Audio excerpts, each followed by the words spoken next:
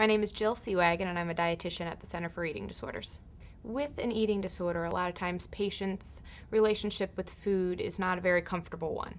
Either there's a lot of fear foods, foods that patients are very scared to try, or foods that maybe they haven't eaten in a normal way since the beginning of their eating disorder. A dietitian's role at the Center for Eating Disorders is to try and get back to that normal meal pattern, eating on a regular basis, not avoiding any particular foods in general, a concept that all foods are okay, that there are no bad foods, and just getting back to that regular meal pattern again. For all new patients that come to the Center for Eating Disorder, every patient will meet with a dietitian. At that point, we'll do a nutrition assessment, trying to get an idea of the background of the eating disorder with that particular patient. At that point, a dietitian would assign a meal plan that's very individualized for each patient. We'll also go through some medical complications that can occur with an eating disorder as far as nutrition is concerned. A dietitian's role in the Center for Eating Disorders is also to do nutrition education. A lot of times our patients will come in with an eating disorder and have a lot of misconceptions about nutrition information that's out there, whether it's stuff that's gathered from media or other peers. A lot of times it can be very, very skewed.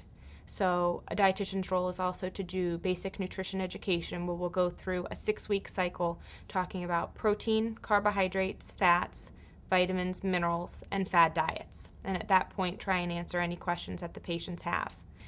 The advantage of a group setting at the Center for Eating Disorders is that patients get a lot of support from the peers around them. Peers around them are in the same situation that they are. A lot of times that they find encouragement from eating with other patients, and we find a much higher success rate eating in a group situation. Also, every Wednesday we have what we call therapeutic lunch, in which the dietitian will sit down with the patients and eat the same meal as them. That provides a lot of support for the patient to see that someone without an eating disorder can get through the meal as well. When a patient has shown that they are ready to step down to the IOP program, which is the intensive outpatient program, they will work directly with a dietitian. Patients are responsible for doing breakfast and lunch on their own.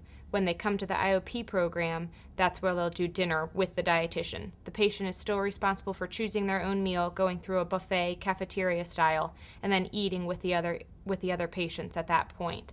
They're still responsible for doing snack and all weekend meals on their own.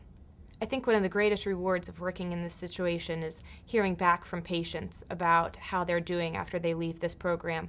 You'll hear that a lot of times they're able to assimilate back into the population, into those social situations where food is involved, and they don't have that high level of anxiety anymore, and they also are able to enjoy those situations in which food is involved.